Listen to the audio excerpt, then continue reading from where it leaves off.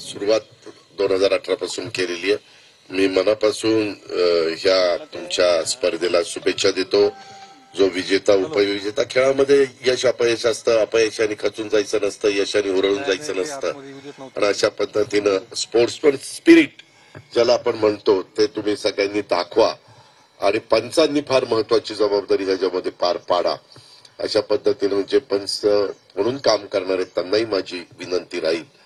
आणि पुन्हा एकदा तुम्हाला सगळ्यांना मनापासून शुभेच्छा देतो. आणि आता तिथं जाऊन कोणतरी बॅटिंग करा, मी बॉलिंग करतो.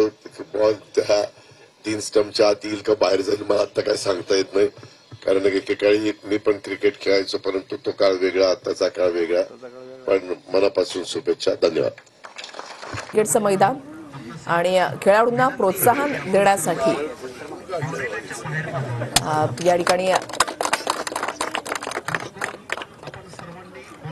या मैदानाच्या ठिकाणी अजित पवार हे पोहोचलेले आहेत. जलसंपदा विभागामार्फत महामंडळस्तरीय क्रिकेट स्पर्धेचं आयोजन करण्यात आलेलं आहे आणि त्यासाठी अजित पवार यांची उपस्थिती, स्टंपची पूजा त्यांच्याकडून करण्यात आलेली आहे. राजकारणामध्ये फटकेबाजी करणारे अजित पवार या ठिकाणी सुद्धा फटकेबाजी करणार का हे पाहणं महत्वाचं असेल. एका लहान मुलाने त्यांच्या हातामध्ये बॉल देण्याचा हा प्रयत्न केलाय, मात्र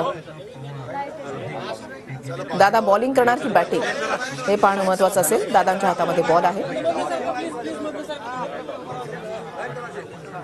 जलसंपदा विभागामार्फत महामंडळस्तरीय क्रिकेट स्पर्धेचं आयोजन करण्यात आलेलं आहे. खेळांना प्रोत्साहन मिळावं हा प्रमुख उद्देश आहे.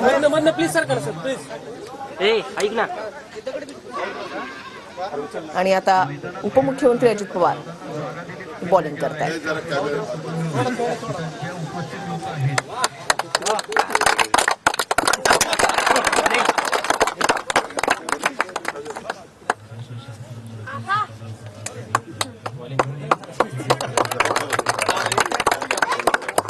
योगेश बोरसे आमचे प्रतिनिधी आमच्या सोबत आहेत. योगेश, राजकारणामध्ये अजित पवारांची होत असलेली फटकेबाजी, ते करत असलेली फटकेबाजी हे सर्वजण पाहतात, अनुभवतात.